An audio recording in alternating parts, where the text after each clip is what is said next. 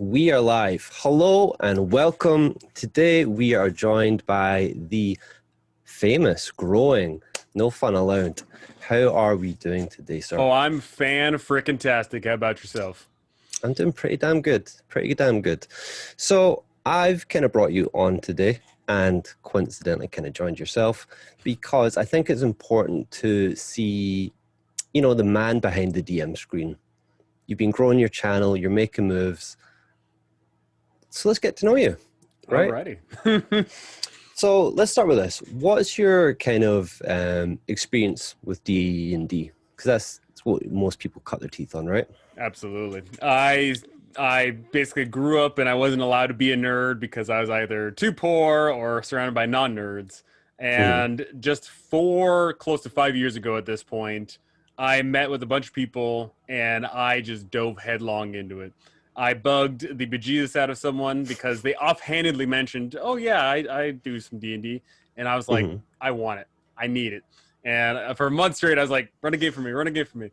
And then he ran a game for me, and then I was hooked. And right after that, I started playing a bunch. I started DMing a bejesus ton, Hmm. and I've been going hard for those years since. I've been DMing constantly.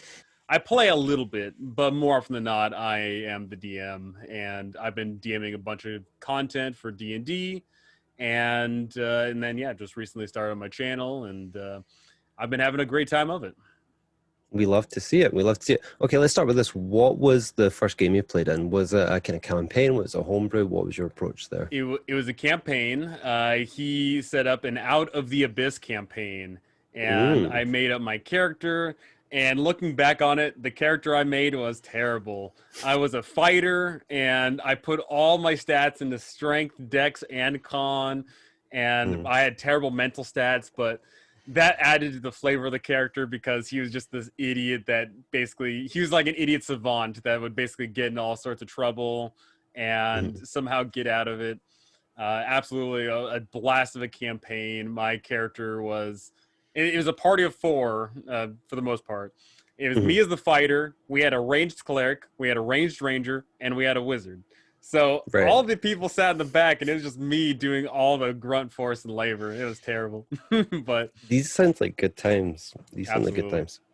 I think this is actually something that gets overlooked quite often. I think the benefits of having negative stats around a character can breathe such life into them, whether that's like a low dexterity and it turns out they've got like a bad knee or something like that. They used to be an adventurer, arrow in the knee, all sorts of stuff. I think it can lend so much to making a character so much more real and realized. Um, like for instance, when I did my first character, I played a super. I think he had a -2 charisma. He was kind of like a Gaston type character, but he loved talking. Mm-hmm.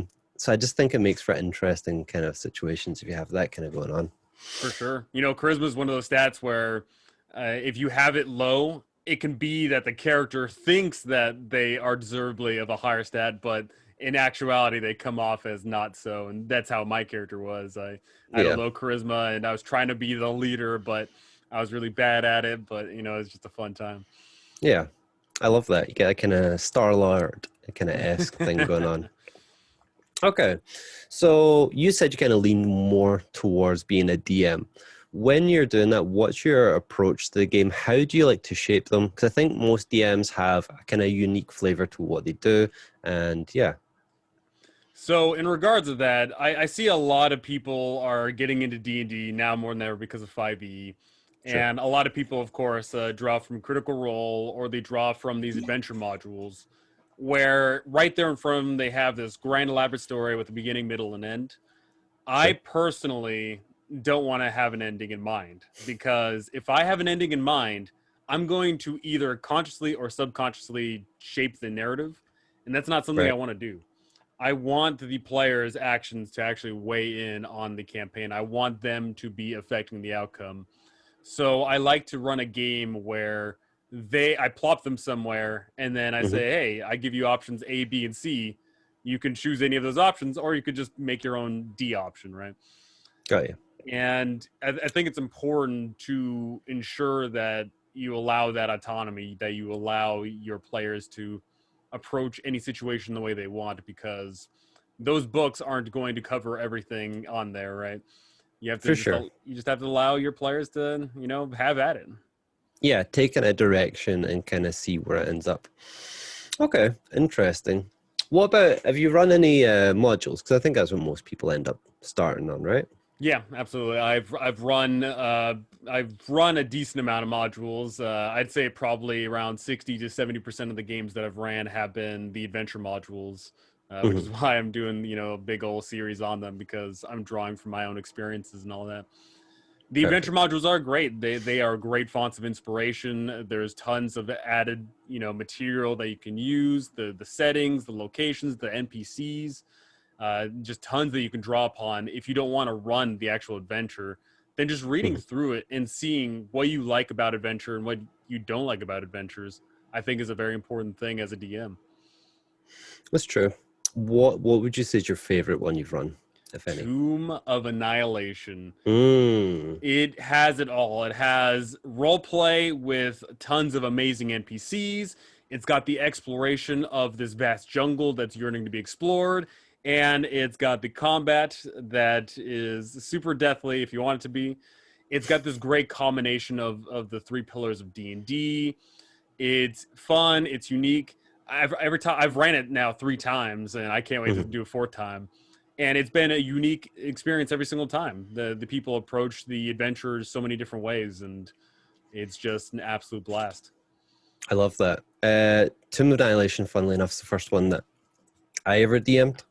It's got that kind of awesome kind of Indiana Jones kind of vibes. It's got dinosaurs. It's got undead. What isn't to like? Absolutely. It does have a really nice kind of, as you were saying, the kind of three different pillars, and then towards the end, it's got that really deadly, just dungeon crawl towards the end, and it's thing of beauty, thing of beauty. Absolutely. Um, so obviously, you've kind of started your YouTube channel, and you've kind of taken it in different directions. You're doing the interviews, you're doing the module breakdowns. Is there a single piece of work that you feel you're the most proud of that you've done so far? I do like the interviews a lot because if I sit down with someone anywhere between 30 minutes to, I think the longest I've done is now 2 hours and change, you Mm, start to, reveal yourself. And there's a lot of people that I've been talking to that typically don't, have YouTube channels. They don't go out on long rants and tangents. And it's fun seeing them talk about things that they normally don't get to talk to. I like yeah, giving people a soapbox to stand on, giving them a platform to speak on, because a lot of people have a lot of interesting things to say. It's just that they never have the time or opportunity to say it. most definitely. You've got things like the modules, quite famously from the kind of DMs Guild. Some of those are fantastically put together, often better than the modules that the D&D put out. So being able to shine a light on them and speak to the man or woman or whoever behind who is producing them, I think is a great opportunity. Do you have a particular piece that stands out for you? I'm gonna put that pressure on Uh, you. well, I'm not gonna point out favorites or anything, but yeah, I mean, I've been pretty happy with all of them so far. It's fun just sitting down and talking to someone about the things that they're passionate about, and it's fun picking their brains about whatever it is that they're working on. Mhm, For example, being one that's blowing up for me right now is my interviews with Mandy Maud and Dragna. Those mhm. two have made huge supplements for Curse of Strahd, Like that. and as much as they put out all this amazing content, Dragna is a little bit more public. He talks to a lot more people, but even then, he Mhm. still doesn't put out things talking about the module for hours and hours on end. So it was fun 100%. talking to both of those people and divulging, what they like and what their feelings are and things like that. Dragnicar is specifically, again, one of the ones I use to really vamp up, pun intended, the Curse of Strahd, because they do put so much extra kind of opportunities for role play. They add so many kind of twists and turns, and just kind of add like another layer onto what I think would be the best module. I love Curse of Strahd. It's got a special place in my heart. I do love it. Absolutely. Um, so how long did you say you've been playing again? If I I'm coming up to close to 5 years at this point. 5 years. I think, as we're kind of saying, D&D's what most people get the gateway drug into. They cut their teeth on it, and then they tend to move on and look at other systems. Has there been any other systems that have drawn your attention that you're either wanting to explore or you've moved on to already? Well, I'm not gonna move away from D&D because one, that's just something that everybody loves, and Hmm. two, it does have that special place in my heart. But for sure, I dive into 5e and then I realize, oh hey, there's these other game systems. Right now, I'm diving heavy into the OSR, which is basically, uh, you know, uh, somewhat of a clone of original Dungeons and Dragons and Advanced Dungeons and Dragons. Sure. And yeah, there's some other game systems I'm looking at, and I'm thinking to myself, okay, I really want to run that, or things that I have run some things for and I've really liked. I Hmm. think it's important to try out all these other game systems because you know you play one game system and you like it, and then you're gonna have some things you don't like about it. But if you play the other game systems, you can really draw upon what you like about whatever game system you're playing. You can look at the things you don't like, and maybe if you want to, you can create a Frankenstein and make the most perfect gaming module or gaming system for you. Exactly. I mean, that was one of the points I was going to bring up. I think it's really cool when you can either take like a certain aspect and add it into even a D&D module as like a homebrew. Um, it can really reshape the things at your table. And again, even if you're suffering from some sort of burnout, which I think is often the case, if you're the forever DM, maybe you're doing long campaign after long campaign, you might find yourself getting a little dulled out. Stepping away from that and finding these new opportunities, I think, is a great way to just breathe life back into your kind of your DM juices. And it can really get you start thinking when you're playing with those kind of different themes, worlds, settings. I think it's a great thing. I think I would encourage all DMs to kind of take a vacation away from D&D at some point, For even just to sure. come back. Yeah, I wholeheartedly agree. I do think it's very important for your own sanity, for your players' sanity, for everything involved. I think it is important to take that vacation, as it were, try out other game systems because even if you don't like the game system you try out, that's going to further reinforce how much you like the game system that you're currently playing. Exactly. I think these are always good. Um, I guess on to more of the man behind the DM screen. You've started making these videos for just under a year now, is that right? I just hit 8 months a few days ago. Yeah. Yeah, that's quite a journey. You've grown very quickly. How have you found it all? Because it does mix things up. You've got a massive Discord that you've been building. How's it changed life for you? The only aspect of my life that's changed is instead of sitting there, just watching TV or doing whatever, I fill up Mm, some of that needless time, making videos, whether it be recording or editing or trying to solicit myself anywhere else. Uh, it hasn't affected my life in any sort of positive or negative way in the sense mm, that I'm not wasting my time or I'm not, going out and I'm driving myself to insanity. mm, It's been a unique experience. I've pumped out a lot of content in the span of 8 months. I've already got over 200 videos, all of mm, which are anywhere between 10 minutes to 2 hours long. I unfortunately make a lot of long videos, but it's definitely been good. It's definitely gotten my work ethic thinking a bit more. I definitely think more about efficiency versus dragon. I definitely I'm thinking more about how to approach things and how to try and further better myself. mm. I think it is a good thing. Speaking from experience, I know that it can really help even your day-to-day work schedule. It can be interesting to kind of put videos together for like friends and family and stuff like that. It does open up new skills that you otherwise might um, have never kind of indulged in previously. And I think the other side of it, when you kind of put yourself out there, you start talking to people, you'll be surprised who's willing to actually come and sit and talk to you as well. Like, obviously, you've had very big names on the channel, um, and otherwise, you might have just been another person just simply typing to them in the kind of YouTube comment box. And now you've kind of elevated yourself to someone else, which I think is very interesting. Yeah, it's definitely one of those things, you know, it does suck to have to try and put yourself in a position to try and talk to the people you want to talk to. But, you know, at the Mhm. same time, if you have a following of 50,000 people, I imagine if every single one of those 50,000 people is bugging you, it's like, I Mm, can't be bothered. I don't have enough time, or, you know, I've for got things to sure. do. For sure.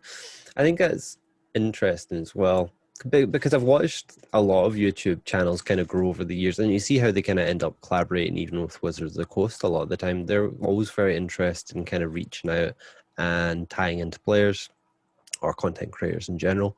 Is that something, have you had any touches with Wizards of the Coast as of yet? I've certainly tried. I've, you know, I've been trying to get myself in there, but unfortunately, the only, yeah, I mean, I haven't. I've tried to get, you know, the early press release copies because everybody wants those press release copies, but For sure. unfortunately, not yet. But I am working to try and, you know, make my channel grow. I'm also going to be pumping more and more content to the DMs Guild, and I'm hoping that, you know, we just had Candle Key Mysteries where a bunch of writers got thrown into the Wizards of the Coast team. I Hmm. want to be in that same position. I want to pump out some content that'll earn me a position to at least have a name in a D&D book in a reputable manner. I love that. Okay, we're going to put a timer on this. This time next year, we're going to see your face, your name tied into one of those books. I'm calling it. Well, We're going to see it. you know, one can always dream, right? Okay, getting on to the kind of editing.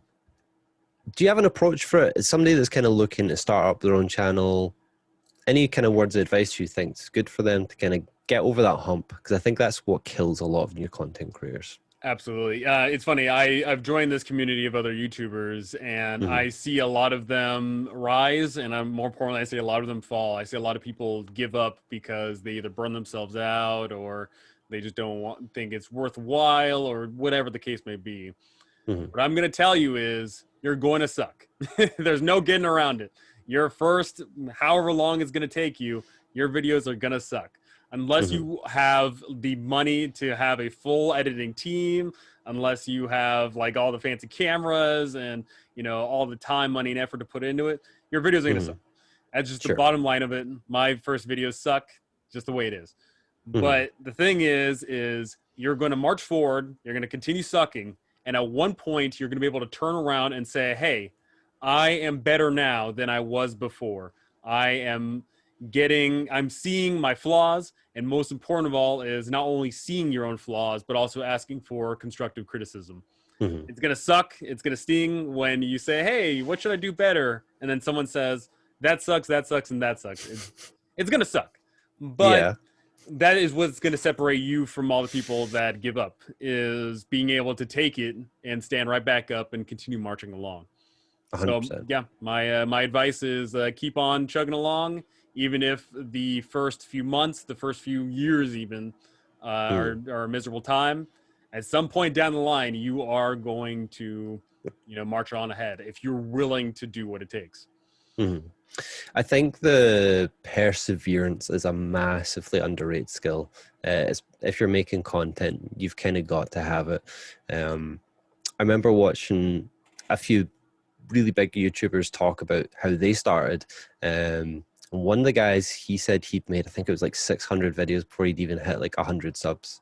He he must have sucked real bad, but the dude's doing real good, like well now. So I guess jokes on me. I don't know. Whoever. And I guess it comes down to the kind of beauty of collaborating with other people that you otherwise might not have. It gives you that kind of cross pollination between the different viewer bases, but it also allows you to kind of tap into subjects that you might have not otherwise you like known you were interested in, which I think is a really good aspect, especially when you're in a hobby like D&D. The Absolutely. other DMs have so much to offer you, and I think it's always good to kind of have that kind of give and take. That's another thing too, is I see a lot of people, especially in the DD community, if they try and join, they sit there and say, "Oh, great, so and so made this video, so and so made that video." You know, Hmm. "Oh, I'm running out of topics to talk about." Screw them. what they have done, whether that be the biggest, the big YouTubers, or someone just as small as you, if they've done a video covering a class or if they've done a review of an adventure, it doesn't matter that they've done it because Mm-hmm. your opinion is going to be different. Unless you copy exactly their script, then you're going to come out with a different product. And people may, appreciate your views better than someone else's. So don't get discouraged by the fact that other people are churning out content. Put out your own content because, your view is different from everybody else's. It's 100% true. It's also they get your own flavor and everything that you also put onto it. Your personality as an entertainer, essentially, is what a lot of people are also drawn to. If you look at someone like AJ Pickett, he's like a nice, mellow, kind of chilled out. You could have like a nice coffee and listen to him. And he basically never really has anything bad to say. Awesomely positive. Good dude to listen to. Versus like, I don't know, like a Philip DeFranco or something like that, who's like high energy all the time. You're going to find your niche which you're drawn to. So I think that's a really good one. Absolutely. But I guess what made you take the plunge in even starting a YouTube channel? So I've been DMing away, DMing, all these different adventures for a large group of people.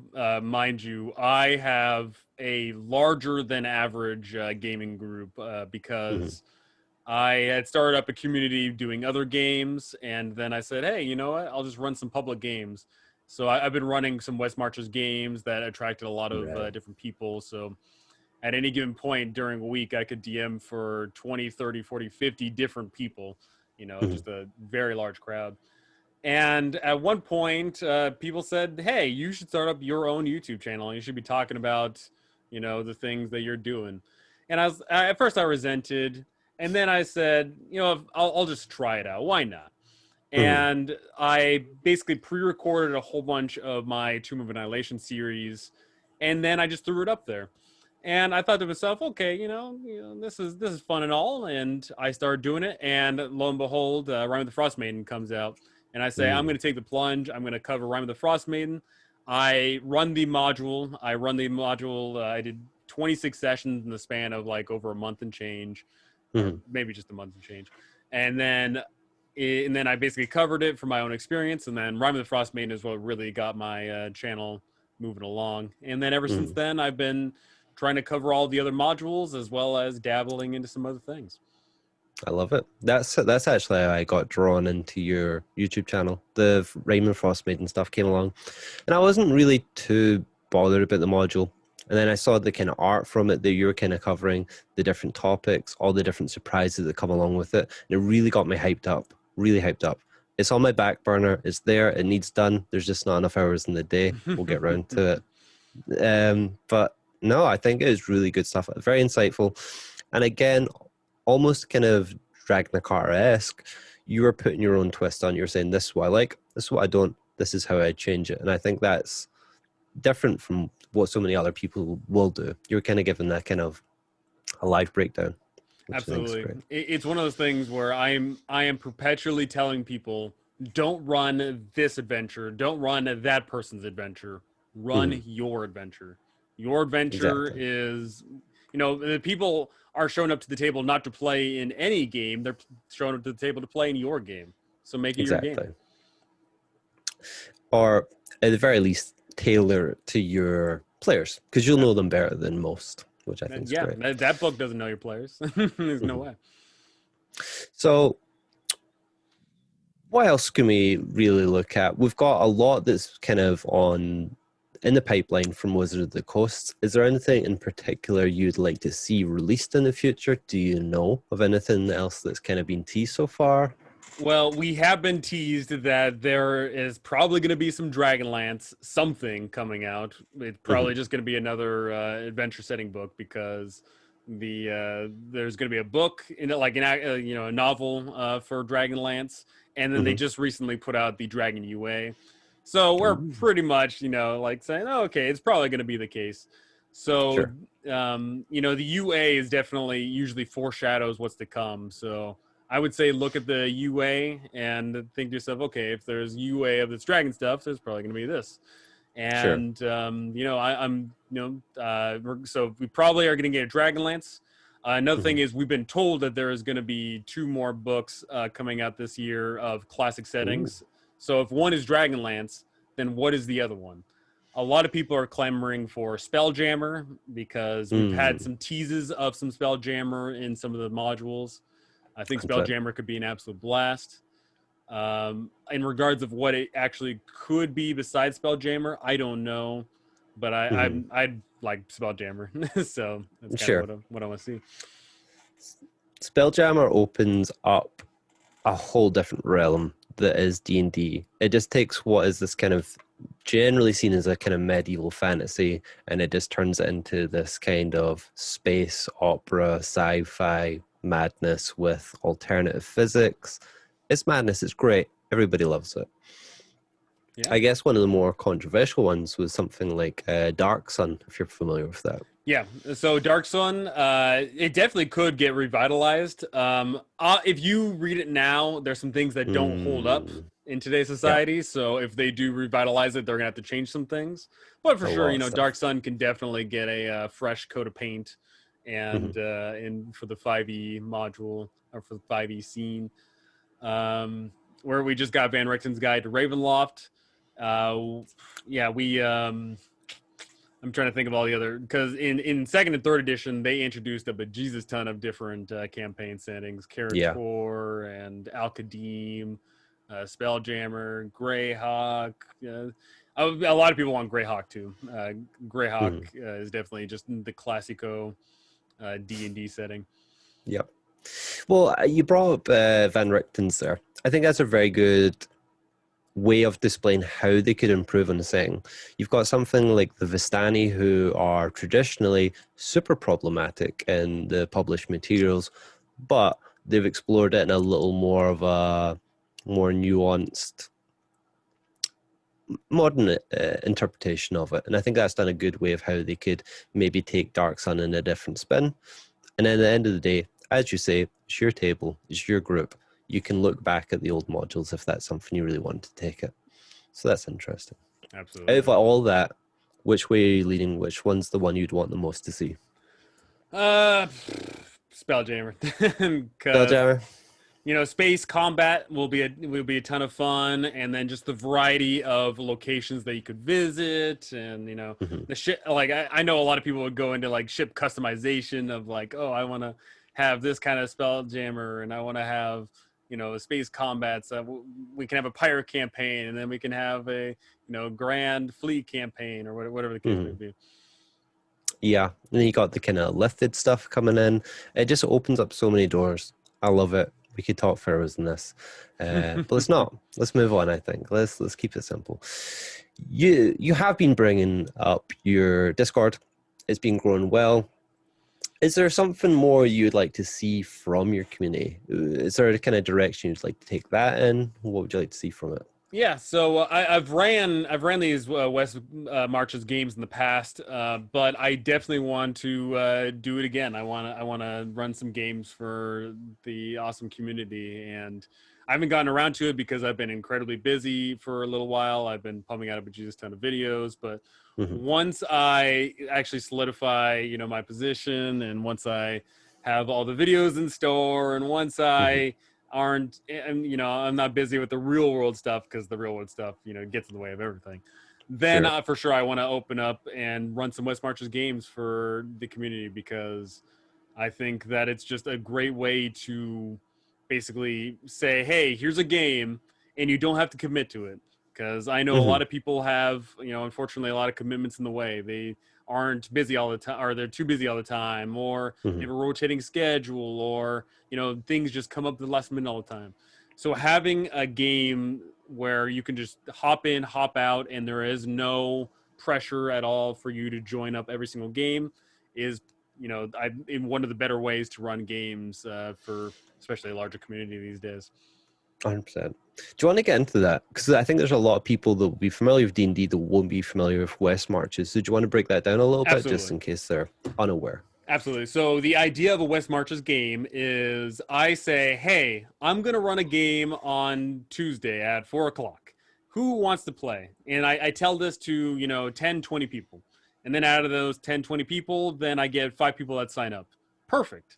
And those 5 people that show up, I tell them, hey, here's the world. Here's some hexes. There's a mega dungeon. What do you want to do? And then they delve into the mega dungeon, or they go hex crawling, and they go out, adventure, have a grand time. But no matter what happens, at the end of the session, they return to home base. They go back to the city, the town, whatever home base is. And that's that. You always ensure that the session ends with them being back, because it doesn't mess with the continuity of the world, and it makes sure that you are ready to go for the next session. So then I run session 2, and then I get 2 people that were from the first session, but then 3 people that weren't from that next session. And then they get to explore somewhere else, or maybe they go to explore the same location, but they push even a little bit further. And then that third session, the veterans from the first group, they get to see all the progress that's been made. And it's basically a way to play an MMO in role-playing games. It's a way to have this continuity. And most important of all, as I mentioned before, it's a way to have, get over that scheduling hump, and not have to worry about people saying, oh, I don't want to commit to a campaign if I can't play. Well, if you just play, once a month, maybe once every 2 months, that's fine. As long as you can get games in whenever you want. Love it. Love it. Okay. I think that's a good way. Especially, I think a lot of people in the community will jump for the opportunity as well to sit and play with you as well. So I think that's great. But like you said, you're looking to solidify your position. You're making moves. You're ambitious. What's in the pipeline for you? What's coming out from No Fun Allowed? Yeah, well, in regards to that ambition, just like the perseverance of getting over sucking, you always have to have the drive. Success is not a standing goalpost. It's the horizon. You got to be willing to chase after it. And as of right this second, I'm willing to chase after it. I'm full on sprinting. And, I'm pumping out a video every other day. I'm trying to talk to people. I'm going after things. In regards of what is coming out for myself, I am finishing up 2 modules, Candlekeep Mysteries Guide Series and Waterdeep Dragon Heist Guide Series, fairly soon. And then I'll be moving on to other things. I am going to be showing off the OSR pretty soon on my channel. I'm going to be trying to get more interviews with more awesome people. And also, I'm pumping out some content. I will be... I just actually released some content with Lunch Break Heroes, if you're familiar with the YouTuber. Oh, yeah. I released an adventure with him. As of right this second, I am also working on some Candlekeep Mysteries that you can slot into your Candlekeep Mystery game. I'm also working on some Domains of Dread. Right now, I've got the document open right in front of me. I have a Candyland-themed Domain of Dread, and it's coming along swimmingly. So yeah, I just want to pump out more content that hits a variety of things. I want to work with more people, and I want to pump out some content for the DM's Guild or Drive Through RPG or wherever else. Love to see it. Love to see it. Do you want to give a little bit of a breakdown on what you did release with Lunch Break Heroes? What is it, like a blurb, a summary? Yeah, so The Evil 3 is a collection of 3 adventures written by 3 different authors, and they are all dealing with the Fae, because everyone loves some Fae stuff. My adventure in particular deals with trying to retrieve a stolen crown, and your players delve into the Fae and get into a fantastical and whimsical time. I don't want to go into any too spoiler stuff, but I'm leaning for a Alice in Wonderland style of feel with that adventure. You can't go wrong with the Fae, or you can go very wrong with them, and that's what makes them so fun. Absolutely. And I don't know why the Candyland Domain of Dread, it makes me uneasy thinking about it. My mind started wandering to like bubblegum pits and stuff, and yeah. Oh, absolutely. With the Candyland Domain of Dread, I'm really happy with it so far. I am just about ready to finish it up. I'm getting some art commission for it, and I'll slap it up. So that'll be a fun time. That book just came out, Vanreckton's Guide to Everything, and there's a lot of great Domains of Dread in there. And I 100%. certainly can't wait to try to hopefully add my hat in the ring there. I want to make it so, the Candyland domain of dread is a staple. Let's get it canon. Let's do it. Wizards of the Coast 2022. We'll have it. Absolutely. Okay. I guess that kind of brings us to a bit of conclusion. Is there anything you want to plug? I think it's important that people know about your wonderful Patreon. I think that's a good place to start. Yeah, so my Patreon is there for all the awesome people that are willing to help me out with this because, this is basically a part-time job, maybe even a full-time job at this point. The thing to consider with YouTube videos is if I pump out a 30-minute video, that was 3 hours of work, right? So it takes a long time, between the recording, the editing, the review, and also the fact that I don't want to pump out a video on something I know nothing about. For example, being the Candle Key Mysteries, I ran every single one of those adventures in the first week because I said I don't want to cover them if I haven't ran them before. Exactly. So so my Patreon is there for the awesome people that are willing to support me in all of this. I'm going to be coming out with more and more content for that. Coming out with some art on the Patreon, as well as I'm going to be putting up some fun PDFs to add to your game, whether that be homebrew or little maybe adventures that you can plug into any of your campaigns. Love it. Sounds good. Perfect. If you liked the interview, feel free to swing over to Iain Interviews. You can check out my stuff. We're going to continue interviewing people where possible. We're also going to take a dive into creating our own kind of content, specifically with the World of Darkness. If that's something you're interested, feel free to check us out. But more importantly, no fun allowed. Get subscribed, give a like, drop the comments, do all the good stuff. I think we'll conclude it there. Thank you so much for taking the time to speak to me. It's been a pleasure. Yeah, absolutely. Thank you for having me on. Always. Right. Thank you.